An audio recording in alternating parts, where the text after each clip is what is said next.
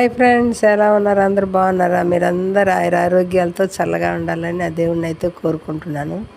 దోసకాయ పచ్చడి చేద్దామని దోసకాయ కట్ చేయమన్నాను మా హెల్పర్ని. చూడండి ఎలా కట్ చేస్తుందో దోసకాయ. కొంచెం అందరికన్నా కొంచెం లావు కాబట్టి వేసుకొని చైర్ వేసుకొని చాకో బోర్డు చైర్లో పెట్టుకొని కట్ చేయవే అని చెప్పాను.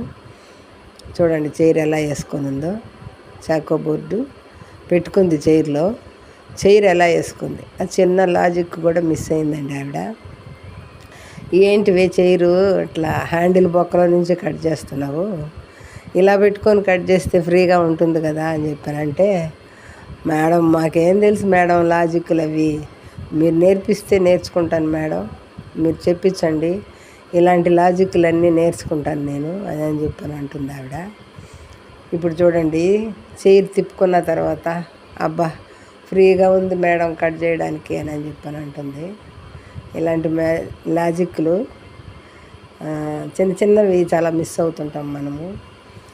ఇప్పుడు ఫ్రీగా ఉందట చేతులు ఇలా పెట్టుకొని కట్ చేస్తుంటే, అందుకనేసి అంతో ఇంతో కొద్దిగా చదువుకోవాలి మేడం. మళ్ళీ 10th క్లాస్ చదివిందట ఆవిడ, కానీ లాజిక్ మిస్ అయింది. చూడండి ఇప్పుడు ఫ్రీగా కట్ చేసుకుంటుంది, చేతులు అలా కుర్చీ కానిచ్చుకొని శుభ్రంగా కట్ చేసుకుంటుంది. నాకు కొంచెం హెల్త్ సరిలేక ఈరోజు వంట కంప్లీట్గా ఆవిడకే వదిలాను.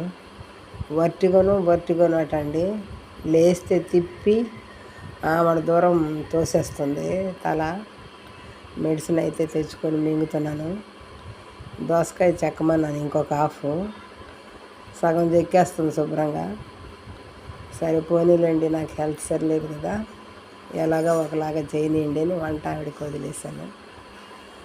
అదే ఫ్రెండ్స్, వీడియో నచ్చితే లైక్ చేయండి, షేర్ చేయండి, సబ్స్క్రైబ్ చేసుకోండి. దోసకాయ పచ్చడి అండి, పప్పు తోటకూర, బీన్స్ ఫ్రై, అక్కడ వరకు చాలు అనుకొని నిర్ణయించుకున్నాము.